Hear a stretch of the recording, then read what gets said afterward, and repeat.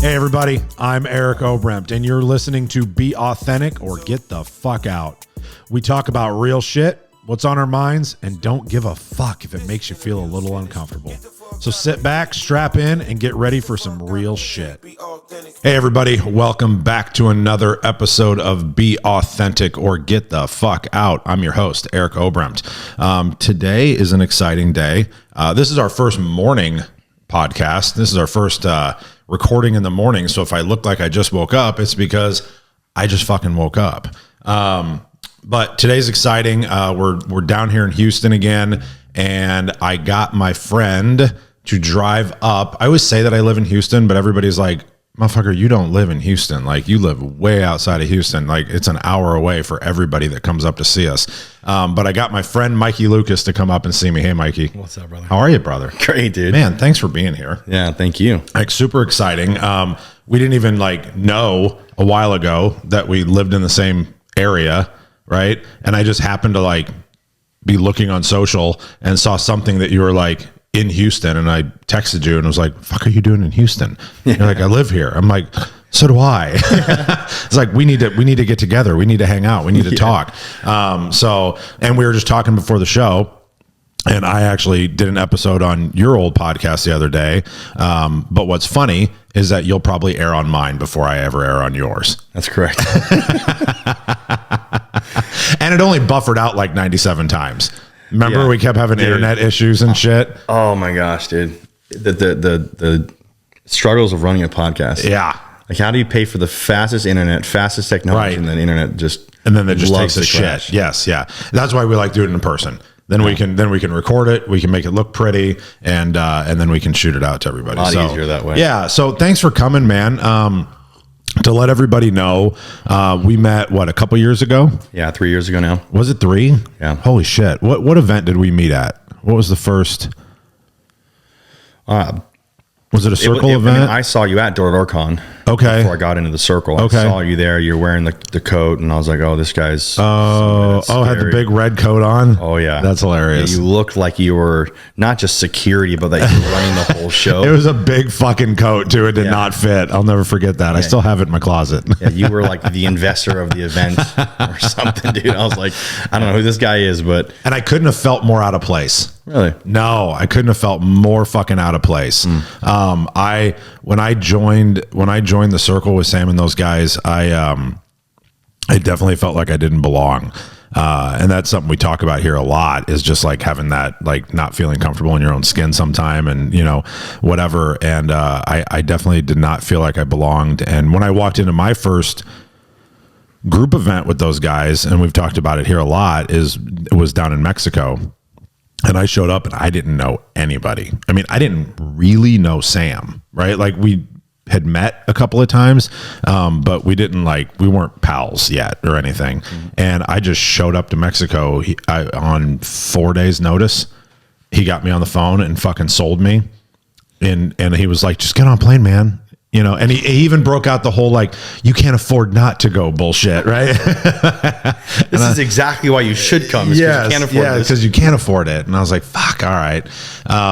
But yeah, so then we met at that, but then it was Zion. Yeah, that's what I'm saying. It was Zion was the first, right? Yeah, we're rock climbing. I'm over here doing splits in the top of a freaking scary drop down. Yes. Yes. Oh, I'll never forget that. That was the only time. I tell people, I don't think I've told this story, but I don't get scared very often. I love doing dumb, crazy shit. I love skydiving. I scuba dive all the time. That kind of stuff doesn't bother me. But when we did that rappelling, and you look over and you can't see because it's concave and goes back. Clouds are right going over you. Yeah, but it's fucking back, and they're push off. And I'm standing there, and I swear to God, I looked at everybody and I was like, I don't get scared, but I got a little shit running down my leg right now. I'm a little fucking frightened right now. I had to mentally, I had to sit there and do breathing exercises and, be push. It was nuts. It was so much fun, but it was nuts. And if I remember right, because I rode with you a bunch, didn't I? And you had your Tesla there, and that was I think that was the first time. And weren't you being a goofball going down those fucking spirally roads and being like, hey, watch, it drives itself. I'm like, how about it fucking doesn't? Yeah. How about it doesn't drive itself as we go down the spirally like mountain or whatever? There's a hard right turn at one point. Yes, because there was a moment where he grabbed, he's like, nope, it's not working anymore. Yeah. Like, yes. I'm gonna send this one into Elon. Oh Elon, my God. Update this road. Fuck, that was funny. So that was when you joined the circle and we kind of got to know each other a little bit. And then we kind of lost touch for a minute. And we kind of started doing our own things, and you kind of started fucking catapulting and blowing up, and I started doing my thing. And then this kind of came into existence. However, this came into existence. And now you're in Houston, and we were just talking before the show, and you've dissolved your door-to-door businesses and are doing consulting and an energy fund. What the fuck does that mean? Yeah. So, it's funny. The crazy part about the whole thing is that 10 years ago, I set goals, and at 20, I'm now 30. And the scariest part about the whole thing is I hit every single goal. Now, it wasn't exactly in timing. Like one of them was like be married by 26. I was married at 29, which was a very weird 3 years because I was like, am I not supposed to be married? Like, is this a God thing? Like, what is this? Right. Trying to understand myself. The coaching business that I have, it's primarily around coaching Golden Door Award winners. So coaching Golden Door winners, already Golden Door or getting them to Golden Door. So both. Already Golden Door Award winners, how to then create them to be a double Golden Door Award winner. Okay. And then guys that are close to it, haven't hit it yet, just need the system structures and methods to get there. And then, the main thing, that's what my two mentors have said to me was, don't quit your day job. Like if you're really, really good at this, which I am, they're like, don't quit your day job. If you're going to go start a fund, don't quit your day job. Like still have money coming in. Right. And absolutely. The cool part about it was in the 10-year span was my goal was to become completely financially free, where I had enough money coming in from passive income, from real estate and other investments, franchises, like that, where I didn't have to work anymore. So I had that already. Right. But they were like, dude, if you're that good at this, why would you're like the door-to-door king. Like, what are you doing? Like, go in, you're doing the people of the door-to-door sector, the space, they're a disservice by leaving them. And I'm like, well, okay, I do understand what you're saying, but I was like, I don't want to knock doors anymore. I don't want to close deals anymore. I don't want to do that anymore. It's not fulfilling. It was, don't get me wrong. Now, I'm just saying, But here's where, 3 years ago, this is where it started. I realized in a mastermind at a circle group, kind of like when we met at a round table, about what was Mikey Lucas going to be remembered as. And if I woke up, went to work, I made $750,000. If I worked really, really hard, I made $1 million a year, selling solar panels, running companies. Absolutely loved it. Thrived. Like, dude, I loved my job, dude. Absolutely loved my job, dude, because we were a personal development company that just so happened to sell smart home products. Like I was helping dudes become better husbands, wives become better wives, better, sons, daughters, being, better fathers. Like that was fun to me, dude. Getting people out of debt. Like that was awesome. And then just so happened to make a lot of money selling solar panels and smart home products. But I knew that there had to be at one point a change, and it was scary as hell because I was like, dude, I'm about to leave $750,000 a job, making $750,000. Like to do what? Like what in the hell? And it's only because I realized that, okay, with my investment thesis, like I realized that I could become financially independent, financially free, and I can now go do whatever I wanted to. And that's when I started the American Energy Fund. And it's a $50 million energy fund where we invest into fix and flip natural gas and oil wells and alternative energy, like solar farms.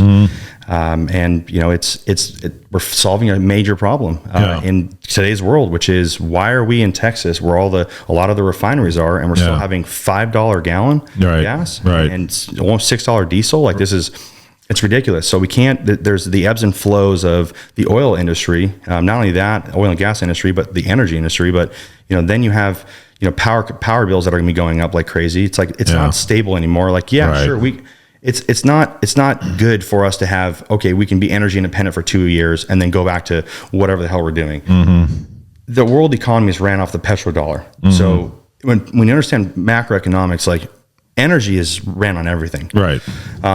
the other side of that is I don't know any real estate agents or real estate investors that can take a Cullinan, a Rolls-Royce Cullinan in the sand, completely destroy it, get into another one and do it again. I do know some oil guys that have done that. So I was like, well, if I am gonna leave $1 million job, I might as well, go and do something large. But I'm just obsessed with trends, finances, and investing. And so I started the American Energy Fund, and it's going well so far. So it's good for you.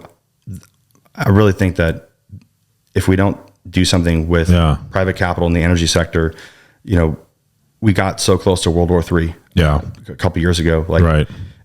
The other day, Iran almost, I don't know if you saw or not, but one of Iran's speedboats, military speedboats, literally like assholes, came right into almost one of our ships. Really? Dude, the other day. And I was like, these bastards, dude. I watch no news now. Well, that was one that I would watch. So no, I'm not even saying that I shouldn't. I just, for whatever reason, I have completely unplugged from world politics. Is the war in Ukraine still going on? I think so. Yeah. I have no fucking idea. I literally don't. And I know that sounds ignorant. No. But I got to a point where I used to be so passionate about all of it. Right. And I used to I used to get so involved, and I used to have such opinions, and I felt like everybody needed to fucking know what my opinion was, because I was the smartest motherfucker in the room. You know what I mean? And I was going to solve all these world problems and, blah, blah, blah. And one day I kind of woke up and I was like, why am I upset about this? I was like, I can't do a goddamn thing. That is not the power that is within my realm and my world. Sure. Right. And that's not what I can affect. And when I figured out that what I could affect were the people around me, right? The people in my business or the people that I associated with, right? On a micro level, right? That I could start really affecting them. Like you said, helping people learn how to get out of debt, teach people how to be better, humans, how to, there's a lot of people in my company that had never even heard the term personal growth, right? Or personal development, right? Had never even read a fucking book. Right. I mean, they just, I didn't, right. And we started doing, book club, just all this different stuff to help those people, which then led me to this kind of platform where hopefully people get something out of that. And all of a sudden now I'm having the opportunity to affect thousands and, whatever to help them grow. That I can control a little bit, right? It does not mean that I think that we shouldn't be paying attention to world issues and world, you know what I mean? It just means that for me, it was taking so much of my energy that I wasn't able to give back to the area that I could, that I literally just shut it off. Because I used to be the guy that would literally watch CNN for an hour or 2 hours and then go watch Fox News for 2 hours just so I could get both sides, because neither of them are fucking news. They're both, you're right, neither of them are news. They're both entertainment fucking television. And then you can take the information from both and then try and form a hypothesis that comes into the middle, because that's usually where the truth lies, is somewhere in the middle, right? And I would spend so much time and energy on that I realized it was fucking exhausting. And I had to stop. And for me, it worked out really, really well, because now I get to be passionate about this. I get to be passionate about Roofers in Recovery, right? I get to be passionate about my business and the people. I'm not even passionate about the business. I'm passionate about the people in the business. Kind of what you were saying, right? That's the hardest part about stepping away from anything. It's not the business, right? It's not, you can figure out how to make money, but it's the people that were part of your family that you give a shit, about so much. And their kids and their wives. Exactly. And their Exactly. Yeah. So, I did want to ask you, because I asked you last night if there's anything that you did want to talk about today, and you threw me a couple of things, so I didn't forget. I didn't know you wrote a book. Yeah. So tell me about the book. Is it out? It's releases tomorrow. Okay. Yeah. Nice. Is there a pre-order? There is a pre-order. Yeah. Fuck. What's tomorrow? What? Oh yeah, tomorrow. What the fuck is tomorrow? The 30th of June. Okay. 2022. Okay. All right. So by the time you see this, it's out. So go fucking buy it. But tell me about it. Yeah, it's called Purposeful Profit. Okay. Mastering the Millennial Mindset for Success. What the fuck does that mean? Yeah, so it's basically how to. So purposeful, meaning, so what people are not living their purpose. What I learned going through drugs and alcohol recovery was that I needed to have some sort of larger purpose than just to make money, have a wife, 2.5 kids, a dog named Spot, and a white picket fence. And I needed to live a life that was, wow, I'm excited and inspired to wake up every single day. But then also at the same time, I got sober by going through the church. And I was like, oh my God, like I can't be rich. Like I'm a bad person of what I assumed. I didn't ask. I just assumed that. But my family, my grandma and her brothers, my great uncles on both sides of my family, mom's and dad's side, all had money. That's the second person now that said that. That's had that same point. Because we had Mo in the other day, and he brought that up, that like in every movie, the villain is the rich guy. And I never thought of that before, but it is. But go on.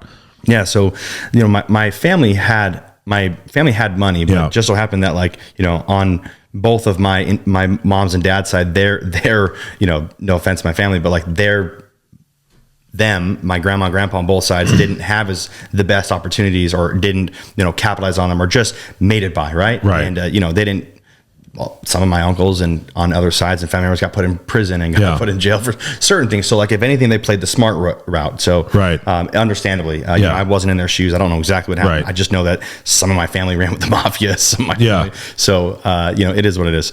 I can see that. What's your background? What are you? My dad's family's from Madeira, Portugal. Okay. And my mom's family is from New York. Before that, Sicily. So Italian and Lebanese. Wow. So I'm 25 Italian, Lebanese, and then 50% Portuguese. Oh, okay. All right, cool. Sorry.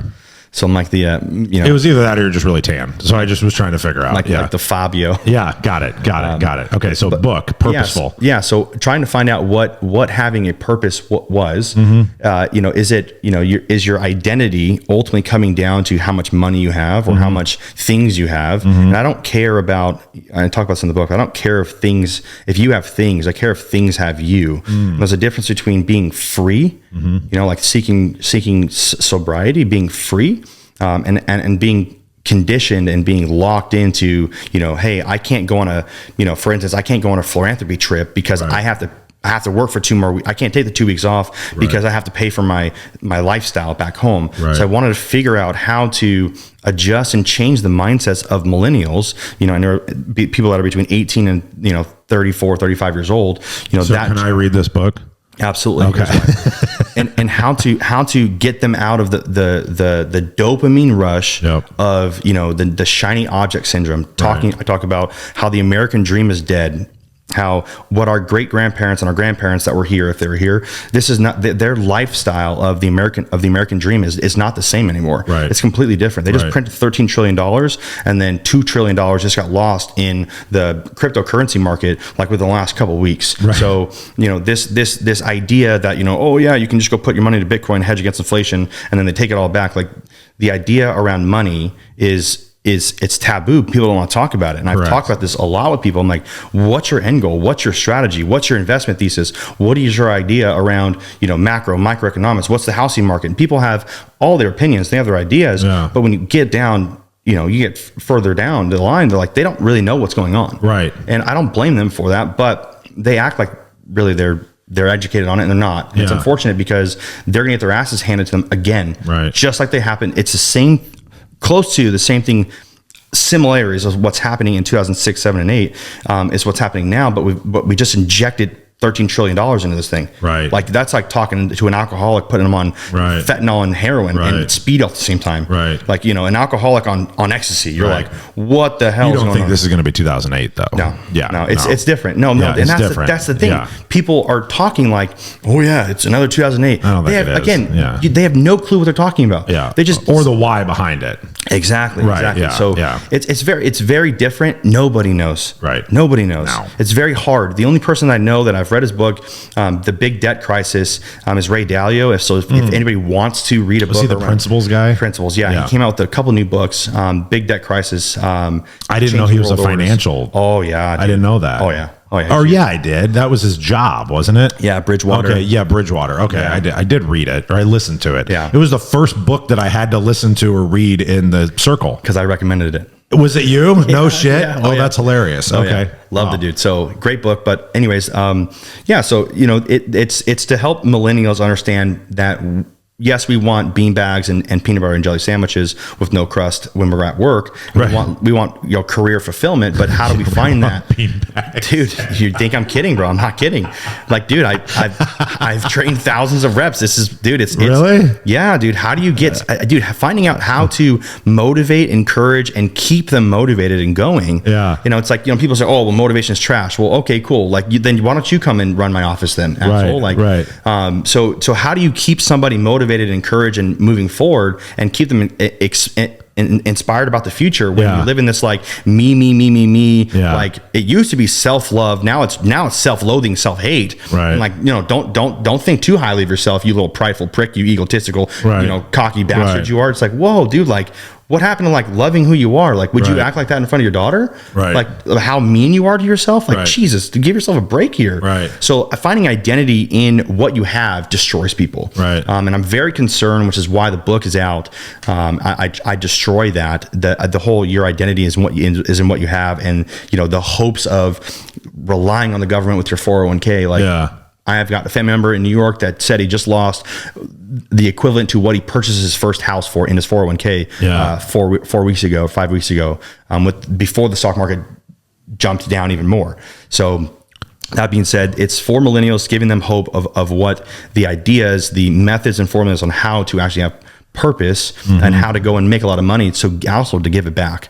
Because if you're not giving back, one of the secrets to living is giving. Yeah. If you're living strictly for yourself, like, dude, it's because you've never had it. Right. Like, when you have the nice cars, when you have the nice clothes, when you have all that stuff, eventually, dude, like, don't get me wrong, I love having really nice stuff. I love shit. Same. Yeah. But that it doesn't make you who you are. A lot of times it does. People find that it literally does make you happy for that day. It does, absolutely, right? bro. Like for that day, thing ever. But then you wake up the next day and you're like, well, now what? Exactly. So the dopamine rush, right? So that's what I'm trying to help people get away from that and be purposeful when they buy the new car, the new clothes, the new shoes, like guilt-free spending. Right. Like guilt-free spending. Yeah. So how do you actually do that? I talk about that in the book. And then it's also for the old generation. So anyone that's 40 and above, or 30, whatever and above, 40 and above, like, how do you now work with my generation? Right. I hear it all the time. Oh, you guys are all over your freaking phones all the time. You're gonna put the phone down and go run in the backyard like I did. And well, then God forbid we hear you talking about people getting abducted. Right. It's like, well, what do you want me to do? You want me to get abducted or go play in the streets? Like, I understand it's not the same anymore, right? But I mean, yeah. So it's that's good insight, because like I have days where I think about that, where as far as how you work together, because my default is go hire somebody that knows how to and let them fucking do it. Yeah. Because I will get so frustrated with the differences sometimes that I have to take a step back. You know what I mean? Because I feel like then sometimes I'm forcing my personality or my not morals, but like the way I see things, point of view on them. So like, I mean, that's very interesting. I think that would be the reason that I would read the book. Yeah. Like, to understand that, that mindset. So it gives you an insight on how to incentivize. Right. I believe people are incentivized. They're only incentivized. They do what they're incentivized to do. Yep. Is what the saying is. Yeah. And how do you incentivize a millennial when all they want is the ding, the pop, and the and the good job, buddy? Because like, I was not very fast. I was a little fat kid growing up. Yeah. And I wasn't first, second, third. I got participation ribbons. Right. I remember looking at them a while ago and I was like, why the hell? I was like, wait. Why do you still have them? I don't have them. I got rid of them. But this was like in high school. Okay. And I was like, wait a second. Like, because they were talking about, your generation, this is the participation award generation. I was like, I didn't get freaking participation awards. And then I looked at my football awards. One of them was a participation for being on the football team. I was like, dude, get this shit out of my house. Throw it. I literally right away threw it in the trash. It's gone. Yeah. I'm like, No, I don't want any of that. No. Now, academic scholarship ones, academic athlete, like, okay, kept those letters and all that. But I'm like, participation for being on the football team? Yeah. Get off me, dude. Right. So how does someone manage? Like, you could be a great leader, but I learned this the hard way. Learning how to lead somebody and manage somebody is two completely different things. Yeah. So how do you manage a millennial that is addicted to going to Bali, that all they want is the Rolls Royce, and they can't even afford, what they have already. The Civic. Not only that, their Civic is dirty. Right. It looks like crap. Their tires are bald. Right. Their oil changes on 15,000 miles. Right. With, blend, so, how do you get them to be motivated and excited and inspired? I have these conversations all the time with people that I want to encourage them. But then give them hope for our generation. Yeah. Cause I'm like, hey, I made it.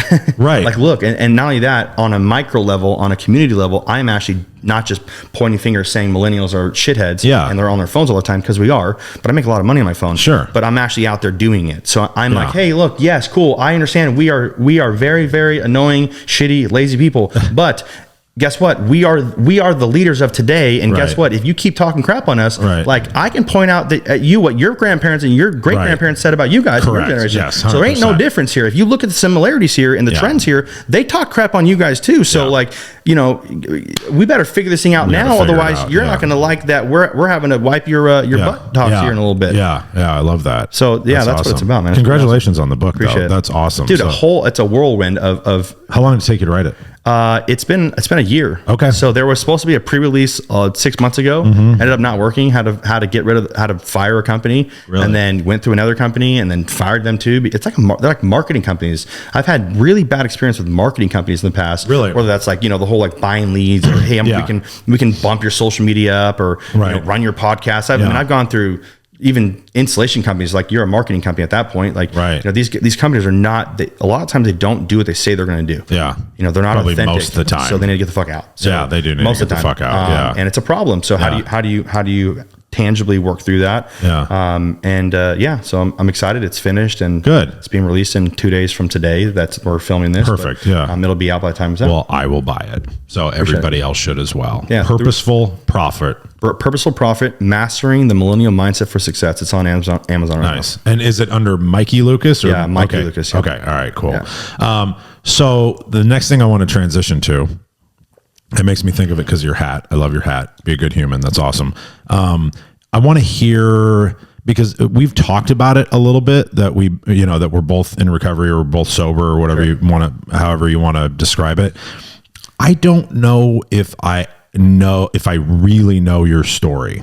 I know bits and pieces of it. Like when I was on your show, we talked about it a little bit, but I feel like we touched it. Yeah. You know what I mean? We touched the surface a little bit, and we don't do surface shit here. Yeah. So I want to know more about that side of Mikey, because I want people to see, if you haven't watched or listened to many of our shows, once you do, you'll learn that what we really get into here is, I love having people on that are either successful now, or they're on the path to success. They're not quite, there, but they're fucking really close. But they had to go through some shit to get there, right? Sure. Because the people that didn't are boring as fuck to me. So true. They just are, right? Like, it doesn't mean they're not good people. No, they're good people. Yeah. They're just boring to me. Yeah. And so I think that's why you and I probably connected when we did, but we never had an opportunity to sit down and be like, tell me more about you and your path and your struggle. So that's what I want. I want people to hear about that, so that they know if they're going through some of that same shit, or they're just coming out of it, that there is that light, you know what I mean, that they can reach for. So tell me about that. When did Mikey start getting in trouble, or did Mikey get in trouble? Yeah. Okay. Oh yeah, very much so. I had such an awesome upbringing. My parents that really, really cared about us. Not all the money in the world, but they cared about us a lot. Yeah. So I had no reason to go get into drugs, no reason at all whatsoever to get into trouble. But we just did. Yeah. I don't want to justify, getting in trouble is just a normal thing. I don't expect, when my son or daughter listens to this podcast in 10 or 15 years from now, 20 years from now, whatever, I don't expect them to say, well, and this was my mindset. Well, I knew my dad did this, which kind of scares me a little bit. Doesn't scare me, but I don't want to hide my kids from that. Right. But you don't want to glorify it. Not at all. Right. And my dad did. We lived in Las Vegas, and it was almost like he missed it. And I don't know. Oh, he missed the pass. He missed the cocaine, the drugs, the alcohol. Yeah, it's almost like he was. You ever hear like he's like dry? Yeah, like you hear like a mom talk about like, you know, her missing her 20s because she had a kid. Yes. It was almost that feeling, and it wasn't just him. Don't get me wrong. Right. I heard this a lot. Yeah. From a lot of people, and that's why I justified it moving forward. Then it was again one of the reasons why I wrote the book, and I talk about it in the book as well, that I wanted the nice clothes. I had, you know, thankfully was given a car, had to work for it at 17, but it was like, you know, a slum car, right? Like it wasn't a nice truck like my friends had, or an Audi or BMW, Mercedes, like my friends had. It was a Hyundai. So I was okay. The only way for me to become cool is to have parties, throw parties, have drugs, and have girls around me at all times. Sure. I mean, it was literally I haven't talked about this in a while. It was like my thing. I would not go to a party unless I had multiple girls with me, and the maximum of dudes I had with me was 2. Like the max. I like that ratio. And I know, right? That's why I thought my identity was in how people saw me. And if I didn't have the cool car, I had to have the girls. And most of these girls I never, ever hooked up with. It was always just like, I was like big brother to them almost. So I would protect them, you know, and I really did. I actually cared about them like they were my sister. Yeah. So it wasn't like I was exploiting these girls or whatever. But you know, my identity was found in Mikey, the guy that could have all the girls, because I was told how pretty I was with my family and such a good looking kid growing up. So I was like, well, I have to be a ladies man, I guess. Yeah. Which goes to show that like you ingrain in a child who they are at a young age. And it's very important to tell them who they are and who you want them to be. Not like living vicariously, which I think is a big problem in our today's society with our parents today's days, but ingraining them, you know, that, you know, that anything, all like character traits and attributes that you want them to be. They don't give up their acceptance. They don't give up. They're accepting fear. You know, like fear is good. That's an awesome thing. That's just a sign of you're excited kind of concept or whatever. Right. Yep. So I got hurt my sophomore year of high school snowboarding. We were living in a really big snowboarding like community. In Vegas. Yeah. Like they would go get snow from the ice rink. Yes, we have a hockey team now. So back then we didn't, but they had to go get snow from the ice rink and put it near the parks where they had these really big, like 17, 18 step stairs, and then with the rail on it. So they would like get, you know, slingshot ropes or whatever those are called, zip. Yeah. And they would skate up and up a slope and go skate these rails at these parks. So we had a mountain next to us too, but 45 minutes out. It's pretty cool. Small mountain, but I got hurt. I think it was my thumb and then my finger on one of my fingers. I cracked my finger, so I couldn't squeeze the bat and I couldn't throw the ball. And I was like, I got to figure out how to get back on this field. So I started taking painkillers. Because you played baseball, you're talking about. Football, baseball, and wrestling. Okay. I tore my ligament in my thumb wrestling that season, my sophomore season. And then right after that, I went snowboarding and fell doing a jump and cracked my finger. So I couldn't play then the baseball season right after that. So I was like, I got to get back on. I was like, you know, I'm going to go pro. Like, Like guys around me that I didn't know were going to go pro, Johnny Fields, Joey Gallo, Bryce Harper, you know, all these top, baseball players that eventually went pro. And I was like, I'm going to go pro too. Like, I'm going to freaking do this. Why am I playing if I don't want to go pro? Right. Like I'd rather go just hang out with girls. Party. Right. Or going back in the theater where girls were. Right. And anyways, long story short, I got addicted to synthetic heroin, Oxycontin. Started using. Started with Oxy and then went into that, I would assume. Or did you go straight to? What do you mean synthetic heroin? That is Oxycontin is heroin. So that's just what you're calling it. Yeah. Okay. All right. Yeah. Yeah. But it started as a prescription. No. Oh, it didn't. No. You said, I'm hurt. Fuck it. I'm going straight to the street. Yeah. Well, it started with lower tabs. And then lower tab 10s. Then it went to 3 of those. And then I was like, well, why am I taking 3 big, horse pills? I should just get 130, which is a smaller, smaller pill. And I'm like, all right, cool. And I was smoking them, so it was a totally different ballgame. Like, I don't have any teeth; all my teeth are all completely rotted out. I didn't know if that was through hereditary or if it was because of the drugs. But I was smoking pills. Oh wow! I was taking anywhere between 10 and 20 a day. Wow! For 4 or 5 years straight, and it was like I was.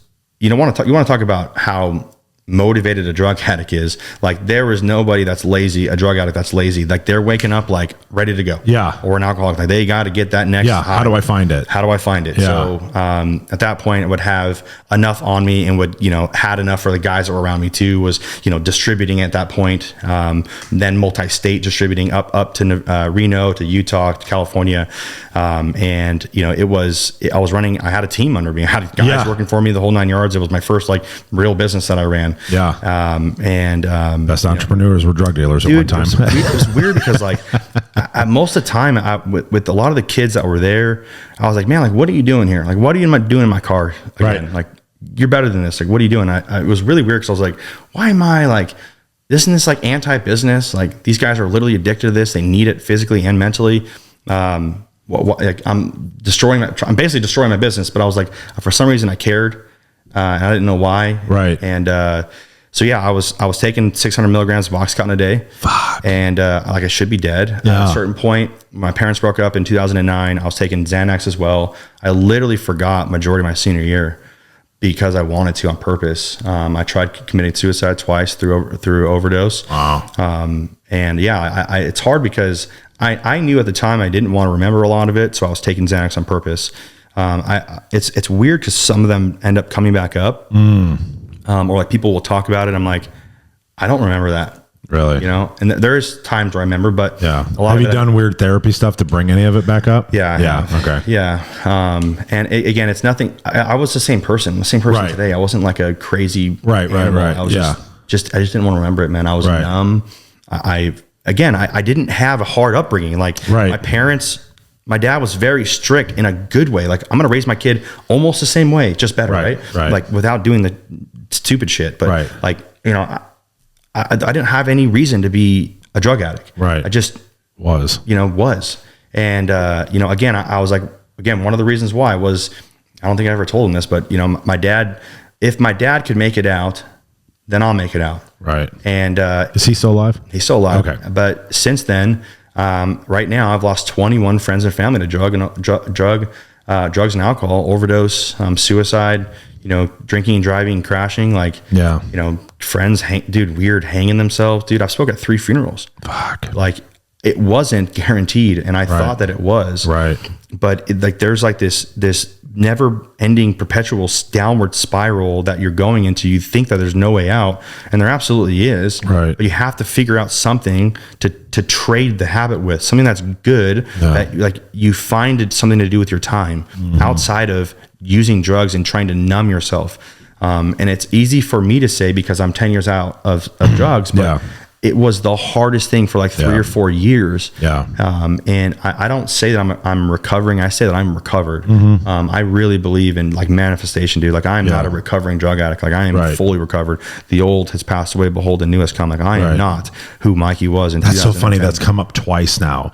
3 times during this podcast, not this one, but with different guests, because I'll have people on that are sober, and there is this conversation that happens, and I have it with myself a lot about people being in recovery and being a recovering alcoholic, and people that are recovered, right? And people that give themselves that label, right, to themselves. And I struggle with it. We had Heather Hitchcock on a couple days ago, and her and I kind of got into it a year ago, sitting at dinner one night with Paul and Kim, because she said that term, and my mind automatically went to the people in the rooms that I want to be helping, right? And I don't want, and I was concerned, because I was concerned that if somebody goes into a room and says, I'm recovered, that those newer people that are trying to get sober go, oh, there's an end date, right? Like there's an end date. What is it? Is it 6 months? Is it 2 years? Oh, it took you 2 years. So if I get 2 years, I'm recovered. Right. Yeah. You see what I'm saying? But that's the mentality of a drug addict. Yeah, I agree. Right. Because we're all sitting there going, well, how long do I have to go? Dude, I've seen so many people relapse. It's not even funny. With 20 years and then of sobriety and then they die. Right. And that's what we were talking about. So I don't disagree because one of the things, did you do AA? No. Okay. So in AA, I've been to a few of them, but in AA, like if you do the program and everything, there's something in the book that talks about that you have a psychic change. Yeah. Right. Yeah. And I think that when that psychic change happens, you have the opportunity to have that feeling of that you're recovered, you're a completely different human, blah, blah, blah. But what I worry about is, God, we literally just talked about this 2 fucking days ago. What I worry about is if I give up that side of it, that's my security blanket, knowing that I always have to be diligent, right? Because there's always that possibility, because I know that if I do pick up one day and I think I got it all figured out and I go take a drink, I know what'll happen to me, because what I know is that my body reacts differently to drugs and alcohol, right? And if I take a drink or if I take a drug, that's when the craving starts, right? I don't sit here and wet my fucking lips because I need a drink. But if I have one, my body is allergic to alcohol and drugs, and I will react and I'll be like, okay, I need all of it now. Can I have all of the drugs and all of the alcohol? Because it all needs to be in my body. So I have this weird thing. Like I'm literally going through this right now, trying to figure out not who I am, but I'm afraid of people that follow me or see me in a room or in a meeting or whatever, when I'm talking about it. And if I say Ed, right. And then because again, as an addict, we want to know what exactly we have to do to be okay again. Right. And it scares the shit out of me more for other people even than it does for me. I've done work with my personal life coach guy. And if he watches this, he'll be so pissed that I called him a life coach, because he fucking hates that term. But I've done actual work with my coach on this, because he gets mad at me and he's like, you're not fucking recovering. You're not he doesn't get mad, but but he's like, you're a different fucking human. You're a completely different human. You've had your psychic, you're completely fucking different. And he had a great analogy. He's like, it's a one we've all heard, right? But it's, don't look through the fucking rearview mirror. Look through the fucking windshield to where you're going. He goes, you are fortunate enough, and I think we are fortunate enough as humans that we're very high functioning, right? So when I am driving and looking through the windshield, I'm talented enough that I can drive while looking in both. Right? But if I stopped looking up and continued only looking forward, how much faster I would be able to go. Right? Oh, yeah. And so now I'm struggling with that, trying to figure that out, because I'm like, fuck, you're right. And I fucking hate it that you're right. You know what I mean? But I still have all these other people that watch and follow, and I don't want them to be like, so it's 2 years. You know what I mean? Or it's 10 years, or it's 15 years, or whatever. And that's the struggle. Does that make sense? Yeah. I don't think at all that it's a statement that I put on myself. I tell myself that I'm recovered, not recovering, right? Because I don't want to identify with who I was. I want to identify with who I'm not running away from. I'm not running away from who I was. I'm chasing the best version of myself. So again, it's back to the identity thing. I no longer identify with who I was. I now identify with who I'm becoming. And again, I'm not perfect. I don't justify, any by any means, going and I'm just now I can be addicted to something else. For instance, you can even have addictions to the gym, and ends up you end up losing your marriage because you're so freaking, curious at the gym, curious George at the gym, that you end up, whatever. Right. So, or it's just, you end up becoming a totally different person because you find your identity in that. Correct. I needed mental, dude, spiritual, financial, physical, relational freedom. There was guilt that was on my back, bro. That, dude, some of the kids that I did drugs with are dead. Yeah. Like there was, dude, like. And the guilt is, could I have done more? No, not even that. Is that their parents no longer have their kid, but my parents have mine. Right. It's almost like, in the military, if somebody lost, right? Survivor's guilt. Survivor's guilt, bro. Yeah. I had this survivor's guilt beyond belief. Wow. And it was debilitating, bro. Like I didn't want to do anything. It's like, why me? And then not only that, then it was, okay, now I have to hang out with a totally new people group. And, these guys are freaking squares. Right. And I'm like, you guys don't cuss. And like, I'm like, all right, this is kind of weird. I didn't lose that. Right. Yeah. So anyways, I ended up, so I knew that my identity had to be rerouted. Yeah. And that's why I say I'm recovered. Yeah. Because I don't identify with who I was. I identify with who I am today. I get that. With who God says that I am, not who, the world says Mikey Lucas is. And I'm sure people, still see Mikey as the old Mikey maybe. Right. But I knew that, 5, 10, 20 years later, eventually I could rewrite who they thought I was. For instance, an example is there was baseball coaches that I had that were like, Mikey, they said these kind of fun stories, I guess, and I don't even remember these stories, but they're like, I kind of do recall them a little bit, but they're like, you were like a aggressive ball player, like you were mean. Really? And I'm like, oh, the hell I wasn't. Like, what? And then they would tell stories, and I'm like, holy crap, I was a mean, aggressive person. I didn't realize that. Throwing bats, throwing helmets, freaking kicking, getting thrown out of games. Like I didn't even like recall that.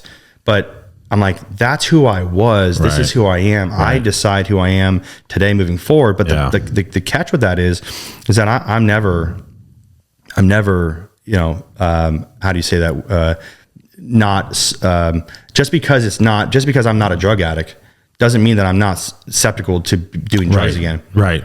I don't even. You're still predisposed. Or I am. But I don't think about it. I am completely removed from that. I don't even. It's not even an option, dude. Like it's not. Like you could do drugs and alcohol in front of me, and I'm like, okay, good for you. But I don't willingly walk into a bar and willingly walk into a drug addict's house or whatever. I'm like, wow, I can just be totally fine. Like you are who you hang out with, dumbass. Like you are who you hang out with. Show me your 5 best friends, and I'll show you where you'll be at in 5 years. If they're all, doing whatever with their wife, their neighbor's wife, right? Like, if all your buddies are banging the neighbor, you're probably going to end up banging the neighbor. If they're all broke, if they're all addicts, they're all whatever, right? It's eventually going to happen, right? And I get it. I know I'm a big guy on forgiveness, dude. And dude, I understand that there's forgiveness and there's healing through that and there's freedom in that type of stuff. Cause I know guys go through that, but again, show me your 5 best friends and I'll show you where you'll be at in 5 years. It's a really big, I'm not back to that. I'm not one that says I'm just never going to do that. Yeah. Like, dude, I don't know, man. In 10 years from now, there could be something that's like, I want to go use drugs right now. Right. Something bad happens, whatever. Right. Yeah. But that's where I've done the mental and the self mastery journey, self development of when my mom dies, which she will eventually, is that going to, I'm going to ask myself these questions. This kind of might sound weird, but it's deep. I did the exact same thing, and I'll tell you the story. If my mom dies, am I going to be triggered to use drugs? Because that's what I did use in the past. So if what is going to flip me, what's going to flip Mikey to want to potentially go and use any sort of vice, rather than going straight through this thing or being okay with accepting the fact that my mom has passed away or accepting the fact that, this or that or whatever. Because it's about dealing with your feelings, dude. And so, because I would drink and use so that I didn't have to ever deal with Eric or deal with anything that was happening to Eric. Right. Because I could mask all of it. Correct. And then you'd wake up and go, nope, not today. Fuck that. Right. And then you go back and to your point, there were numerous people in my life that asked the exact same question that you're talking about, that you're asking yourself, talking about when my grandpa was going to pass, right? Yeah. And so grandpa passed Tegan's 7, so it was 7 years ago, and I was, I've been sober for 12 and a half years, right? So I was four years sober, something like that. So like not super long, but long enough, right? And there were numerous people in my life that were like, what's going to happen when Dalton dies? Like, I mean, that he was my best friend. He was my confidant. He was like the only person that I could talk to about anything. Like I still don't have any, you know what I mean? Like that when that person's gone, it's hard to fill that void. And I didn't know what was going to happen either. Right. And I was a little concerned. Right. And it's funny because when it did happen, it never crossed my mind to use. That's awesome. Because I knew that, and I don't even know if I don't know if I thought about it in the moment or not. I did later. But looking back, I knew that it would completely shit on his support and his memory. Wow. Right? Yeah. Of who I had become before he died. Yeah. How disrespectful of you to do that. Right. How disrespectful of you it would be to go pick up because your fucking mom died. Yeah, correct. Like what a shitty son. Yeah. That would be. Yeah. Right? I don't want to have to live with that. Right. Exactly. Yeah. But that's such a moment. You know what I mean? Yeah. Like, I don't know. Like that's some real shit that people really should think about, because at the end of the day, the reason that we do those things, not only because we're predisposed and we're blah, blah, blah, but it's so that we don't have to deal with us. And it's not only that, but I think it's a bag full of whys. Were you at Door to Door Con, I think 2018, the very first Door to Door Con when James Lawrence, Iron Cowboy spoke? That was the second one. Whatever. Yes, I was at that one. I was at 2. Yeah, you're right. Yep. It was the second one. Yep. So he talked about having a bag full of whys. Yeah. When he fell, broke his collarbone on the third race, then basically broke his ankle like 17, and then like. So he talked about a bag full of whys. Yeah. Because Sam brought up a bag full of maybes at our retreat. That's where he stole that from. You fucker. Okay, now I know you got. And I literally made signs in my office for my sales guys. I'm like, don't fucking walk around with a bag full of maybes, assholes. Like, go close it. But anyway, go ahead. Yeah. So one of the big parts of why I stay sober is no longer, and this is going to sound unique. So this is not exactly, but there's many reasons why in the direction of why I stay sober. This is one of those, one of those parts of the vehicle of why I stay sober. It's not the only one, but it is a major one for me. I don't know, because I stopped being sober for me. I started being sober for the parents that lost their kids, or again, I serve in my church. So I've got middle school, high school students, boys that I coach and mentor. And there's so many parents that I've sat down with to try to give them hope for a future of their kids' potential sobriety, and to figure out how to deal with this and work through this. Right. And like you said, with the emotions of this. So when I stopped. But if all those people are gone and you're sitting in a room with just Mikey, then how do you stay sober? Just because I fucking want to. There you go. Yeah. And again, that's not only because but for instance, when I say this all the time, when my mom and my sister were no longer the reason why I wanted to make it in door-to-door sales, I needed something else. Yep. And it was going and giving back and giving back to the refugee centers that I saw these men and women and these families had nothing. I was like, I have to go and make a difference here. Like there's got to be somebody that financially comes in and writes a check and does this, and I don't want to wait around and wait for somebody to do that. I'm going to try. I'm at least going to swing the bat. Yeah. Just, don't forget. I'm going to swing for the fences. Don't forget the bat kind of concept. Right. So it's one of the reasons why, which the same concept of, why you should keep moving forward with anything in your career or being successful is, not just for your daughter, not just for your wife, not just for, honoring your family, but also doing it for people that are around you, and knowing that you're being like, we're in the digital age where everything is recorded. Everything's, we're being followed. Oh, you know what I like what you said? Not for them, but to honor them. Yeah. Yeah, dude. I think that's a really good way to think about it for somebody listening, because you're doing it for you. Yeah, of course. But you're doing it to honor them. Yeah. Does that make sense? I think that's, I don't know. I'm always looking for little ways to say things that people grab. Like I always think of swing thoughts, right? I'm a big golfer, whatever. And I'd always have a coach every year. I'd get 2 or 3 just looks at my swing, right? Yeah, of course. And I can't have more than one to 2 swing thoughts when I'm swinging, right? And you've met the guys that are like left arm back, and they got 97 fucking things going on, and they look like Charles Barkley trying to swing a fucking club, and they can't hit the goddamn ball, and it's because you're thinking of too much shit, asshole. Right? Like have one swing thought and master that, and then master the next swing thought. And I'm always looking for little things like that. But that just resonated with me because I never thought of it that way, and I think that's going to help me, you know, down the road. Hopefully somebody else does. But there's so many people that will go to a treatment facility and go, I'm doing it for my wife. I'm doing it for my children. Right. But if we change the mindset to, you know, we all know that you have to say you're doing it for yourself. Right. But if you change the mindset to, that's fine, but say that you're doing it to honor them and that you're doing it for yourself. I think that little bit of a mindset shift can be like a huge shift. So in America, studying world religions, when I first became Christian in 2012, I studied world religions. I was like, okay, there's got to be like a way. And when did you get sober? I'm sorry. 2012. 2012. Okay. Well, I originally got 2012. Okay. I studied world religions, and what I noticed was that there's 3 different types of cultures. There's honor and shame, there's fear and power, and there's right and wrong. America primarily is a right and wrong. For instance, if you're driving right now, you're listening to this podcast, and you hear whoop whoop, you go, oh shit, am I going 65 in a 45? Like, am I wrong? Well, it's a high ambulance, bro. Chill out and just get over. Right. Like, you're not in the wrong. Like, relax, chill out. Right. So not only that, but also our parents, your parents probably too, is just do the right thing. You know, Eric, just do the right thing. Right. Mikey, you know, do the right thing, do the right thing, do the right thing. We live in a right and wrong culture. And it's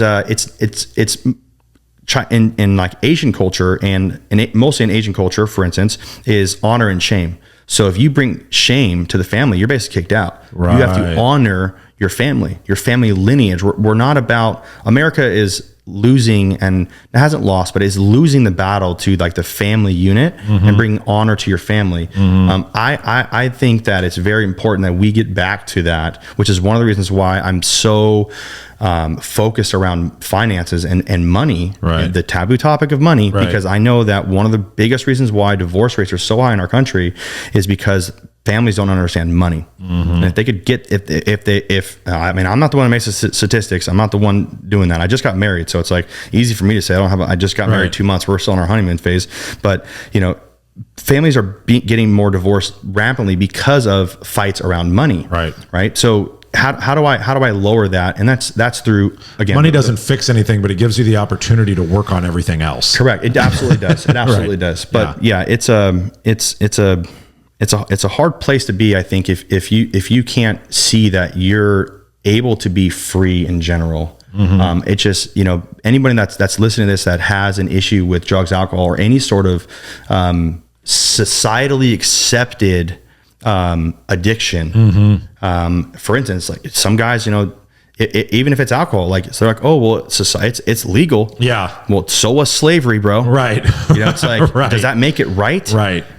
It doesn't. So like, for instance, the whole, back to the right and wrong thing, it's like, if we can get and understand that what other cultures look like, when I travel the world and understanding and have my eyes open up that, you know, they say growing up, like in elementary school, your little world is from your house to your elementary school. Then you get to middle school, it's your house, your middle school, your elementary school, and your middle school in that world. Then it's your high school, boom. And then you get into college, like, oh, it's the city. And then, like, dude, when I traveled the world, I got, my eyes were opened to understanding other cultures. Like, Americans, dude, if you haven't planned on bringing your daughter overseas, dude, like, it's like one of the best eye-opening experiences to make sure that your kids understand gratitude and what the opportunity we have here. Because there's kids in Afghanistan, there's kids in Iraq, there's kids in Iran, it's all over Southeast Asia, India, all over Central South America, right here in our backyard in Houston, brother, that do not have opportunities like you and I have. And if you have a little shithead kid that's snobby and, you know,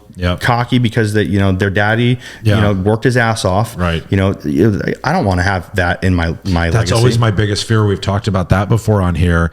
I talked about it with TW, actually, in that is one of my biggest fears, is the fact that we aren't struggling like I did when I was a kid, and that Tegan's not going to see that, and she's going to think that shit is just fucking easy.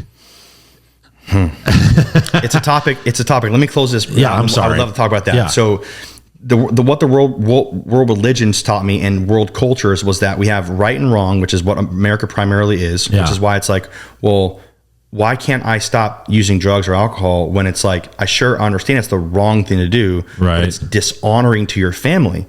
So the motivation of doing the right thing, when that stops, finding out what, and then not only that, then fear and power comes in, which is like what, if you think of like witch doctors or like witchcraft and stuff like that in Africa, for instance, countries in Africa where there's like primarily fear and power. There's certain religions that are fear and power, like, the authoritative, religions. Fear and power. It's like, hey, you fear the man or the person that's in charge, whether it's a witch or whatever it is, or the person, the dictator kind of concept.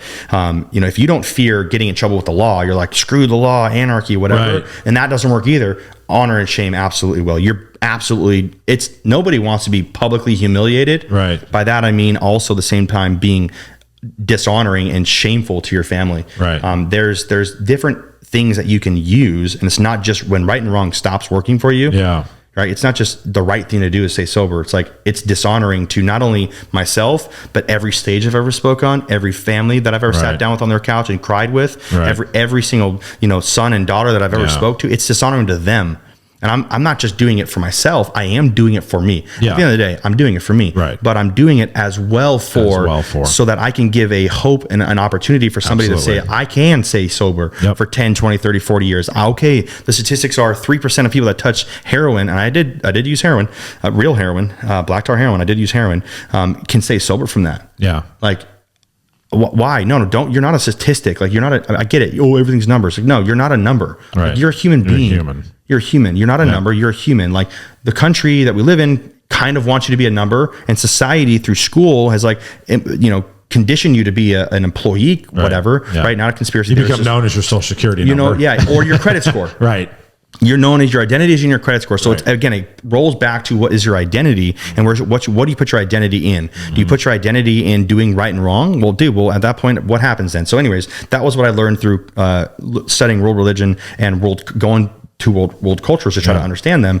But in regards to transitioning, talking about, and this is something that I asked you, I don't know if you remember this or not, but I asked you this in Zion. I said, hey man, like, how do you like, you obviously, you made it, Eric, to this point. How you have a kid, what is this is something I always ask men that have kids, like, what do you do to make Tegan's life not a little shitty kid that's like greedy and like cuts in line at school and is, the person that's hated on in school, that's some rich snobby kid that ends up then going and using drugs because they had zero idea of what suffering and hardship is. Right. Yeah, I don't fucking know. I've got an answer. Well, I'll give you mine. Okay.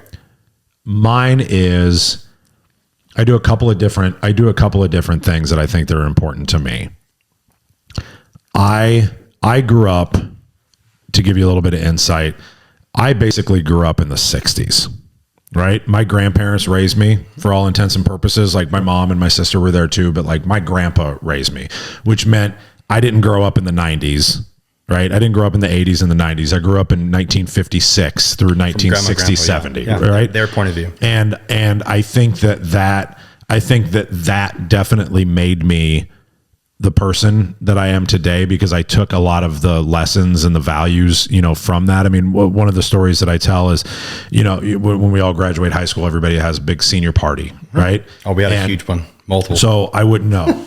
Because we had a senior party, it was out on some fucking farm somewhere, right? They closed the gates and whatever. It was an all night, blowout, right? Land. Exactly. It was on somebody's land that we knew, and it was on it must have been on a Friday, and I had to work the next morning with my grandpa, putting on roofs, and I went to my grandpa thinking, hey, if I'm just honest and say, Gramp, we've got our senior party tonight. Can I have tomorrow off? And he's like, He's like, you have to fucking work tomorrow. You committed to fucking working tomorrow. He's like, if you can go to this fucking thing and show up at 6 o'clock in the morning to the job site, then go ahead. And I'm like, no, I can't do that. Like that's not going to fucking happen. And I had all my friends chirping in my ear being like, come on, hey, bro, don't be a pussy. Just fucking come. Like, tell him to go fuck himself, blah, blah, blah. Drink some water with every other beer. Yeah. And I, at the end of the day, I didn't go. I didn't go. Wow. I didn't go to my senior party because I made a commitment to my grandpa that I was going to fucking going to work that next day. And I make it a point being around Tegan that I'm not afraid of discipline, because I see a lot of parents today that they reflect back on like, oh, my parents disciplined me. You know what I mean? Like the whole, like, you can't spank your kid. Like, I don't spank my kid. Right. Sure. But that mentality, there was something to that. Yeah. Right. Like if you act like a little fucking shit, there's a consequence 100%. To that. It doesn't seem like today a lot of parents give actual consequences to their kids to teach them, like, don't be a fucking asshole. Yeah. Right. But then on top of that, the other thing that I definitely got from my grandpa as well, and it's funny because from what I'm told, he didn't necessarily do this with his kids.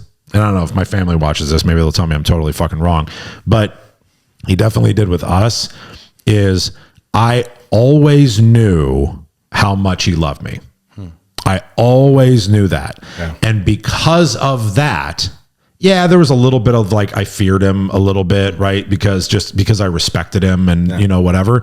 But if your person, right? Like I want to be Tegan's person, right? Natalie wants to be Tegan's person, right? That they can go to with anything that they want to talk about, anything they want to share, if they're scared, if they don't know what to do, whatever. But the only way that that will happen and that she will grow up to be strong and not scared, and I don't have to worry about her getting on the fucking internet and being, you know, having predators come after her, is if she has the self-esteem enough to know how much she's loved. Yeah. And if she knows that, then I've done everything that I possibly can. Yeah. I've taught her, to your point, right and wrong. I've taught her, if you do something shitty and you act like a bitch, there's consequences for that. Right. And on top of all of that, no matter what, I love you. Yeah. And I feel like if I'm consistent with those things, then we'll be okay. Yeah. Right.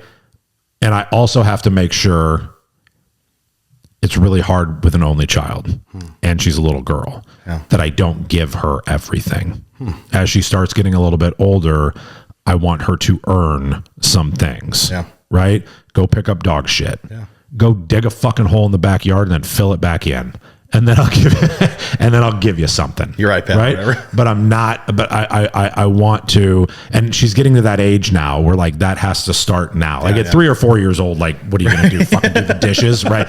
But you have to redo the dishes. It's more work on your side. But now she's getting to that age where like, now I have to really start having that conversation with myself. So yeah, but give me your answer. First of all, awesome. I appreciate that. That's almost exactly what you said to me a couple years ago. Okay. So good. I'm glad that I stayed consistent then. Yeah. Cause I'm curious, man. And I want to know, I think that's one of the best traits about myself that I've, tried to maximize, is asking one for help. Yeah. And asking questions about like, hey, like, how did you get here? Yeah. Like, what is your idea around this? And just be open-minded to it. Like, once I got rid of the, well, that's right and that's wrong. Yeah. And I got the, well, that's from their point of view. Right. I'm not saying it's, you know, there's a million different truths, but there is 2 + 2 = 4. Right. What's the right way to say this? Because the math people are going to hate me for this. 6 minus 10 is 4 as well. Whatever it is. I don't know if that's a -4. Sorry. Yeah. I'm not good at math. I use a calculator. I'm a millennial. Right. Get off me. Stage 4 millennialism over here. The thing that I saw in one of my internet mentors, Ed Milet, I'm in Arete, so I'm kind of close to him now. I want to hear more about that off camera. Sure. You know, I heard him say that somebody asked him the same question. I was like, holy crap, wait a second. It's almost like when John C. Maxwell gets asked like the hard, how do you lead somebody that's unleadable? And he answers it and you're like, what the hell was that? Yeah. The hard, unforeseen, unsolvable questions, Rubik's Cubes concepts for these gurus. Yeah. And Ed Milet's clearly made it, his daily driver is like a 737 Boeing, right? I don't know if that's what it is, but it's close to that. Yeah. He said, I have to create synthetic struggle, synthetic, problems. Like I have to create struggle synthetically for my kids to understand. And that he said the same thing at DoortodoorCon a couple of years ago, which I've watched that video thousands of times about how much he loves his kid. And it's like, he did the same thing. I don't know if you know that or not, but did you see his speech at DoortodoorCon? Yeah. Dude, he said the exact same thing you do with Tegan, bro. Like it was all like love. And then that one flip of a switch when he's on that golf course with his son, he's like, right. What the fuck are you doing? Yeah. We don't play to play. We play to win. Right. Right. So, he said, that's what he said. He said, you have to create synthetic struggle. And how do you do that? And I believe that what I've seen, and it's cool because I was given a platform to be able to raise young individuals into potentially show them the journey of becoming young men through my companies, my door-to-door companies. That's why I said, well, I was a person development company. And I got to trial and error. I got to trial and error being a dad. Right. Showing grace, showing patience, loving somebody. Yeah. Like showing tough love is just and again, easy concept on camera to say, but showing that is very, very hard. Very hard. How do you show tough love? My dad did remind me that he lost sleep when he had to discipline us. And I was like, wow, that was like such a powerful statement that he lost sleep when he had to discipline us, because he said he hated that he had to do that. Yeah. Wow, I get that. But again, I don't have a kid, but I have a dog, and the dog just ends up loving me a couple minutes after, anyways. Right. I'm like, oh, come here. Right. He said he hated having to discipline us. He would lose sleep over it. But I somewhere in the Bible, and I'm going to butcher this quote, but it says that don't hold the rod, discipline, from your child. A father that loves his child will absolutely discipline them. And it doesn't mean that you have to beat the crap out of them, right? I'm not for child abuse either. Like, I see that all the time. I'm like, how'd that work out for your kid? Yeah, right. Friggin' the next school shooter and shit, dude. Like, really, dude? Exactly. Like, really? Yeah. Like, you're taking out your anger, your avenue, your vehicle of taking out aggression is on your kid. Right. Really? How's that working for you? Chicken shit. Right. It is chicken shit. It's freaking.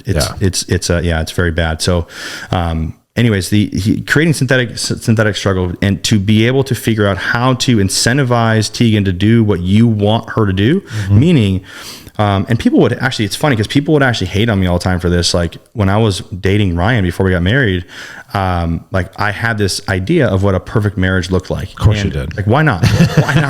Why not, dude? Like, are you serious? Like, come on, bro. Like, Fantasyland, motherfucker. Of course. But there's a difference between living in a fantasy world and living in a dream. Right. I was wanting to build a dream marriage so that people looked at our marriage, and honest to God, this is what it was. I wanted people to look at my relationship with Ryan and say, there must be a God. There's no way that this can happen. That was my goal. That was my standard. I raised my standard, and that's what a lot of people have a problem doing, is they have a standard that's so low that they're just like, I'll just do whatever. Right. Like, how's that working for you, buddy? Right. Yeah, you love coming home to your wife, don't you? Right. You bitching at you about the dishes and all that stuff. Like I'm sure you love that, don't you? Yeah. So I didn't want to have a marriage like that. So I worked on almost the same way personal development with my reps, the same thing in my reps, employees, and business partners, the same way I worked on with the kids at the church, and the same thing I did with Ryan, my girlfriend, fiance, now wife, was, first of all, I don't see people as a project. Like, I just see you for the best version of, I don't see you for who you are. I see you right now for who you can be. Right. Like, you have issues. Awesome. Perfect. I don't see you for who you are. I see you for the best version that you could possibly be. Right. And I'm going to freaking try to buffer and shine that bad boy out and make sure that you are just an absolute awesome husband, awesome father, and a freaking badass human for your community. Which is one of the reasons why every single Sunday I will comment on I don't think there's been one I missed. Nope. I will absolutely comment on your post, because I think that's one of the best things. I don't want you to think and go by like, oh, this is just I know it's not, but I want you to know that I want to honor you for that by doing that every single Sunday when you post a picture with your girl, with your daughter. But yeah, how do you create incentive-based programs for your children, incentive-based programs for yourself, incentive-based programs for your wife? Like, how do you do that? Like, hey, let's work towards something so that we can, without guilt, without shame, without being, condemned and like in prison, like, oh, well, should we take a vacation? No, let's work our ass off. Yeah. Let's go freaking enjoy ourselves. Yeah. On a vacation, on the beach in Bali, hanging out, going jet skiing, going with the elephants. Like, let's go have some fun. Yeah. Let's work for it. Right. Let's put in some work and let's actually reward ourselves. So the sacrifice, the reward of sacrifice is so important, I think, with the children, that it's one of the reasons why, I don't know if that's exactly it, but parents today are not doing a very good job at raising their children. And I know that because I'm having to reprogram a lot of these kids that are 20, 30 years. I'd say kid, but I don't mean kid. I mean, just because you can shave doesn't make you a man. Right. We've got a lot of 40-year-old boys who can shave kind of concept. Fact. So I'm having to teach them discipline, understanding, how to use a calendar, right? Like, how to be on time. How to use a calendar, dude. I know. Like, I don't disagree. Like, it's crazy to me. Like some of the skills that you don't realize some people don't have. Yeah. Right. Like, even when we hire people in the roofing company, it blows my fucking mind that there is one person in my entire company that could actually get on a roof and measure it by hand. Me. No one could take a fucking tape measure and measure each fucking area and write it down on a piece of paper and then do the area math width times height. You know what I mean? Like, measure a fucking triangle and get the area from it to do it. They're like, well, Eagle View does that, right? Yeah, Sales Rabbit, right? Yeah. Isn't that crazy, though? You forget those little things, though. Like, there's a lot of people who don't know what... I mean, do you remember you're young, you're 30. You probably never had to balance a checkbook, did you? No. Yeah. See, like, growing up as a kid, I had to learn how to balance a checkbook. Like, literally, my wallet was full of fucking receipts from the week from my debit card. And then I had to take my checkbook out at the end of the week and sit down and write in my ledger exactly how much was in the fucking account so that I would know. Because back then, like, I was hoping to have $20 left, right? So it's like, you had to be careful because you use that fucking card. And if you had 20 and you tried to charge 22, you got an overdraft fee of 35. And then I had negative 50. And then it became this whole thing. And I'm like, well, how the fuck am I going to get past negative 50? I don't have 100. Like, but like, nobody knew how to do that. Yeah. And that bank ledger, that checkbook ledger, is the root of everything that you do financially now, right? With spreadsheets and fucking all this other happy horse shit, right? But like, that was where it started for me, right? To learn how to do that. But they didn't have classes on that. And that's my point. They didn't have classes on that. I learned that from my mom. Yeah. Right? But they should have had fucking classes on that. Yeah. They should have classes on your book. On shit that's being written like that, on how to become, right? It doesn't mean that you're going to be an entrepreneur or you're going to run your own business or whatever. Like, get a job, like whatever. But there's so many things that you can do within that life as well, outside of what you're doing from 9 o'clock till 5 o'clock, right? There's still so many hours in a day. And what are you doing with that time? Right. And I think hopefully I want people to get that from this episode as well, to understand all the extra opportunity that's out there and why books like yours are important as well, right? To be able to learn how to become that best version of yourself, right? And to your point, it's not all about money. But when you have more of it, it gives you the opportunity to be who you want to be, right? It gives you the opportunity to give back to those that you want to be able to give back to. It gives you the opportunity to go do this self-fulfilling, project that you want to do because you're not beholden at that point. Correct. I've talked about this with TW many times. Money isn't for things, it's for freedom. Yeah. It's for freedom to do the things that are rewarding to you. Absolutely. So that you can live your life, and at the end of the day, when you're laying on a bed, getting ready to go, it's about not having the regrets that you weren't able to do some things that were important to you. And I don't mean things like taking a fancy trip or, you know, whatever it is, or buying the fucking McLaren or, you know, whatever it is.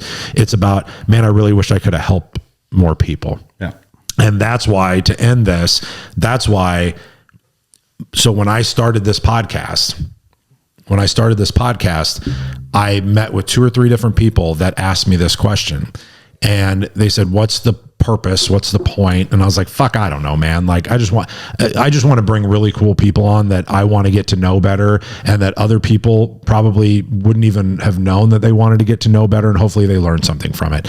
Then the second question was, who is your ultimate get? Right? Because we all got to set that goal that is impossible to reach. Right? And it took me a while. It took me a minute to figure it out. And my impossible reach, and I'll tell you the why behind it though, is Ed Milet. That's my ultimate goal. But the reason why isn't because he's Ed Milet, isn't because he's fucking who he is and blah, blah. I give 0 fucks about any of that. Yeah. Like literally none. I don't care how much money he has, how many fucking planes he has. I don't even really know what the fuck he does for a living, right? Like I don't even know how he generates fucking revenue. Like I don't care. Like I really don't care.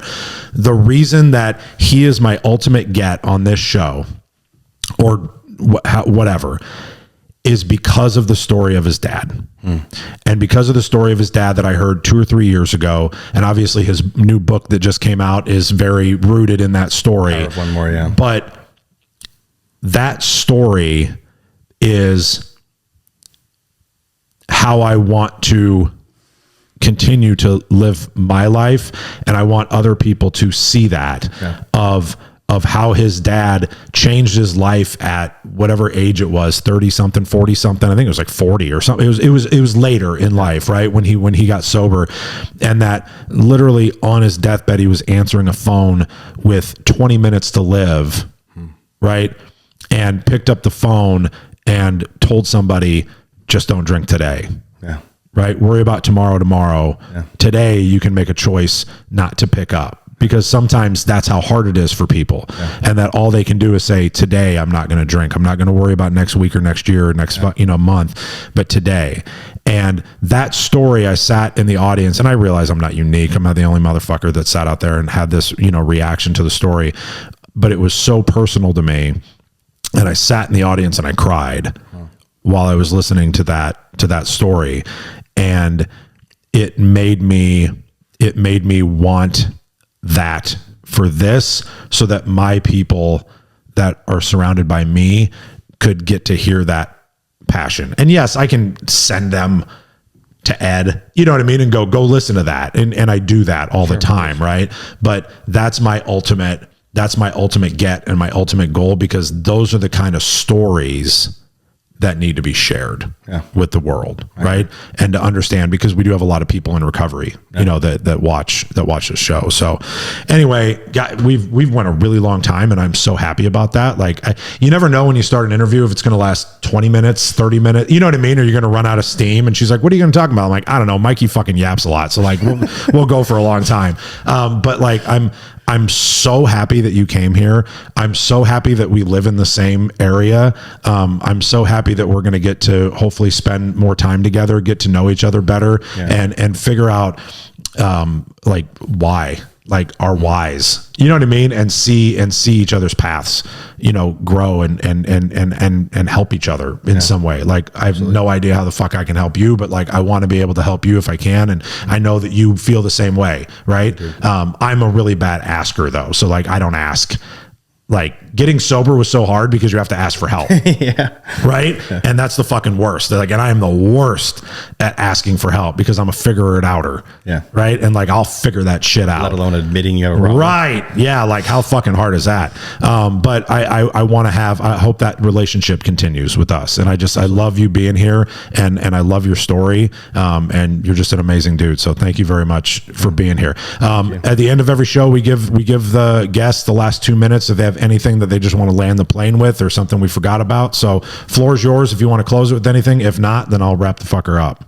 I think as far as the the recovery stuff goes, or if anybody that's curious around, how I got sober and following more of myself. I've got Instagram, Mikey Lucas, my YouTube, stuff like that. I just get real with people through social media, and I do the exact same thing where I will talk about the things that people don't want to talk about, which is spirituality and money. And I'm not talking money driving a fucking Lamborghini. Right. I'm talking about money, like, being able to pay for your mother's cancer treatments, kind of concept. Yep. Money paying for solar panels to go on an orphanage and a church that I've already done and I'm doing more of. If there's anything I can tell, the listeners today is find out what your purpose is. There is something that you're here for. You didn't die like some of your friends did or some of your family members did in recovery, or now that you're in recovery, or have recovered, and try to understand that your identity is not rooted in who you used to be. Ancient philosophers try to belittle us and say that we are what we can repetitively do. But if you're not repetitively drinking alcohol, doing drugs, addicted to whatever, doing that thing, that's not who you are. It's the same thing of 10 years ago. For instance, me being sober 10 years now, like today, what if I'm addicted to yelling at my wife all of a sudden? Like, I'm not who I was yesterday, dude. Like, like there's a new day. And there is a hope for a future. It's just understanding why and seeking that, dude. Like slowing down, first of all, and finding out why you're here. Love that. So that's awesome. Mikey, thank you very much. The way that we always start or end, I always steal this shit from Andy Frisella. We do not have fucking sponsors here, and we probably could, but one of the reasons is that we want to be able to say whatever the fuck we want, whenever the fuck we want. And I'm never going to apologize to anybody for what I say, and I'm going to be uncancelable, right? So if you like this, if you enjoyed this show, please take the time to share it with your friends, share it on social, share it wherever the fuck you do your thing. But please, if you enjoyed this and think that somebody could get something out of this, please let other people know about the show. That's the price of admission. So I appreciate everybody tuning in. Mikey, thank you for being here. And the way that we end every show, remember, be authentic, get the fuck out. This here interview's finished. Get the fuck out if you can't be authentic. Get the fuck out if you can't be authentic. Get the fuck out if you can't be authentic. Yeah. Swipes.